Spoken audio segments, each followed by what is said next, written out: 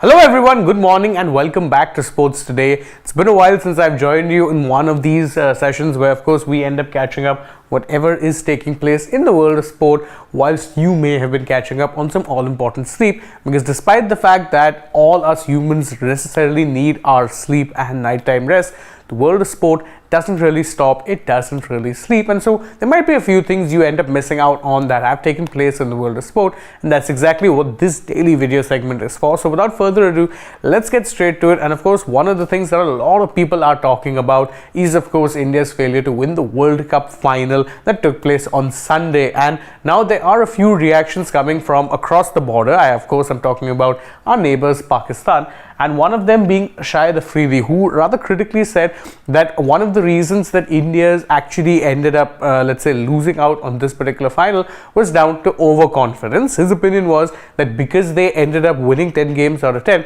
they entered the final thinking that an 11 out of 11 at that point was very much a formality. Now, I don't really know how true or false that is. Of course, he's very much entitled to his own opinion, but if anything, I thought that the Indian team were underconfident and that is why they ended up on the losing side.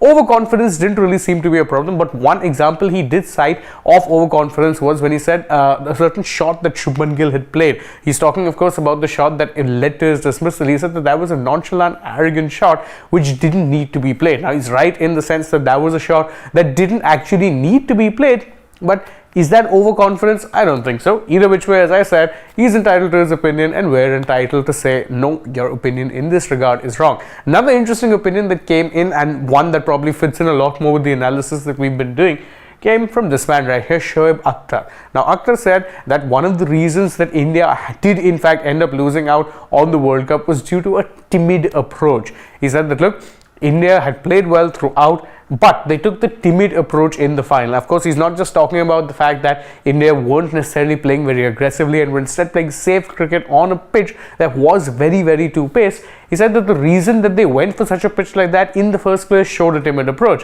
because if they had to go with a pitch that was more batter-friendly, that had truer pace and bounce, then India's batsmen would have actually been able to do a better job, and maybe then India would have been able to defend the total that they had put up, because their batters are just better suited to playing in those conditions. And that's something that's hard to disagree with, because I think a lot of people have criticized India for looking to go with a pitch that was in fact very, very slow, two-pace to the point where it felt like that in two different innings you were playing on two different pitches. So it wasn't so much a case of it being a slow wicket if it had to be a slow wicket throughout, but it was slow in the first innings, and then under lights and with the dew kicking in, not a lot of dew but enough dew, well, it just became much easier to bat on, and they fell victim to the toss policy, which is of course win the toss, win the match. That's what Australia did. Wasn't that simple, but we know that the toss did play a crucial factor.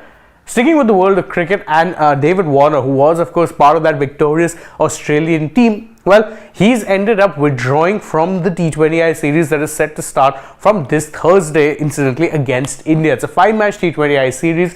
But Warner, the reason he's withdrawn is because Cricket Australia have given him permission to do so, because they said that it's been a very long summer, and truth be told, if you know Australia's schedule, you'll know that that is in fact correct, because they've been playing non-stop since the IPL. After the IPL, they had the World Test Championship, Ashes, bilaterals, World Cup. And Warner, lest we forget, is also preparing for his last test at home. He will most likely be retiring after the test against Pakistan, which will be taking place at the start of 2024. That is what he had indicated in the past, because that test would be taking place in Sydney. So that is when he'd call it a career. And Cricket Australia have said, yeah, you know what? Take some time off, rest, recharge, and focus on that rather than looking to play a T20I series, which, truth be told, it would make no sense keeping Warner, because again, as of now, there is no guarantee that he will in fact be even part of the playing 11. Squad perhaps, but playing 11 seems a bit unlikely. Sticking with, of course, the India versus Australia T20I series, and one notable omission from that series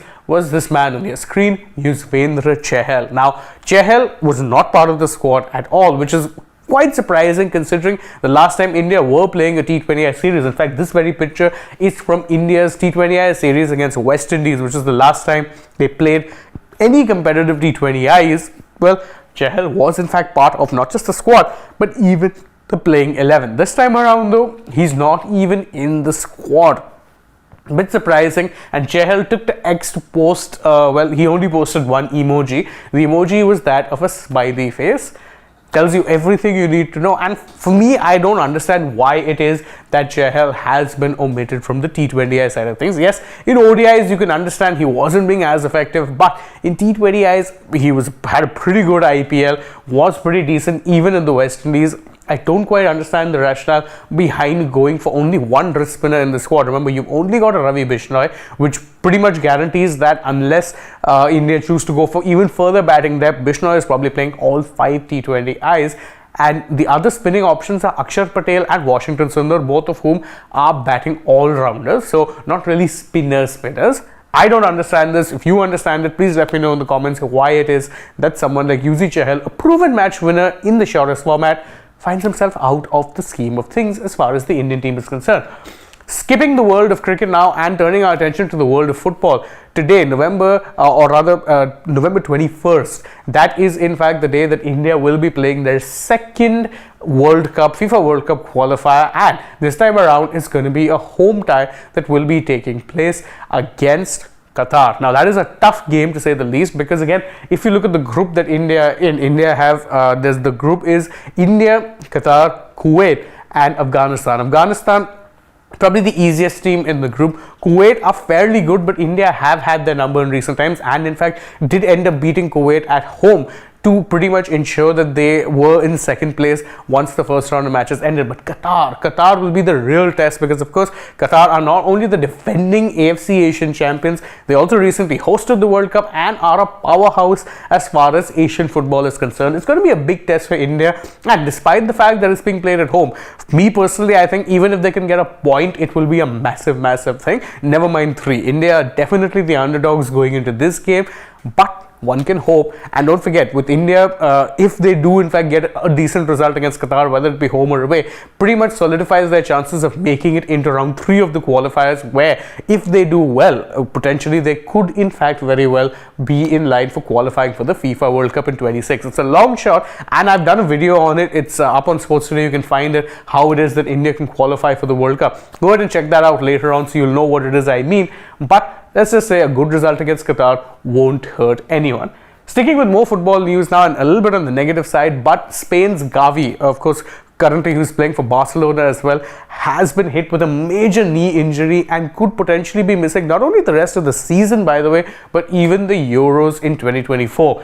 His injury took place during a recent qualifying game for Spain, and it was so bad. It was a anterior cruciate ligament injury to his right knee that he was in agony whilst being taken off the ground, and now scans are suggesting that he could potentially be out not just for the rest of the season, but even miss the European Championships, which would be a pretty big blow for Spain, because whatever else said and done, the midfield triumvirate that they've been playing of Rodri, Pedri and Gavi has been perhaps one of their strongest suits in recent times. Yes, they underwhelmed during the World Cup, but that is a very promising midfield trio that they have, and not having Gavi will be a big problem. More news from the European qualifiers, and defending European champions Italy sealed their qualification by beating Ukraine in a qualifying match. Now, it was a pretty straightforward win for Italy, and the good news is that they did at least in fact qualify for the Euros, because again, you remember they won the Euros in 2021, thereafter missed out on the qualification for the FIFA World Cup in 2022, which means that they've now not played in successive World Cups. 2018 they didn't qualify, 2022 they also didn't qualify. It was a bit weird considering that Italy are 4-time world champions, but that's the nature of the sport, and one would hope that now under new manager Luciano Spalletti, they can put together good results like this and potentially be in a good position to defend their European Championships title.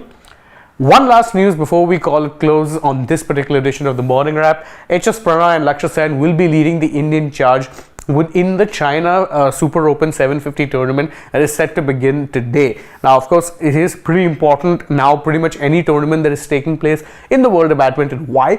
Because all of these tournaments now are being looked at with one eye on Paris 2024. You want to be taking that momentum, you want to be taking a higher ranking so that your seeding is good. All of this very important, and Prannoy and Lakshya, we know that on their day can beat pretty much anyone. The problem is that more often than not, inconsistency tends to get in the way a little bit, but if they can find their best in what should be a pretty tough China Super Open, then well, the future looks bright and momentum is right, considering that the Olympics now are not very far away and should be the next target for not just these badminton players but a lot of other athletes. And that's it from us from this edition of the Morning Wrap with Sports Today. Thank you guys so much for joining us. If you enjoyed it, please don't forget, like, share, subscribe, tap that bell, leave us a comment, follow us on Instagram, Twitter, Facebook. Don't forget to download the Sportsbook app, and if you're already on the channel, go ahead, check out some other videos we've done, and stay tuned. We have plenty more coming your way through the day. For now though, from my side, it is bye-bye.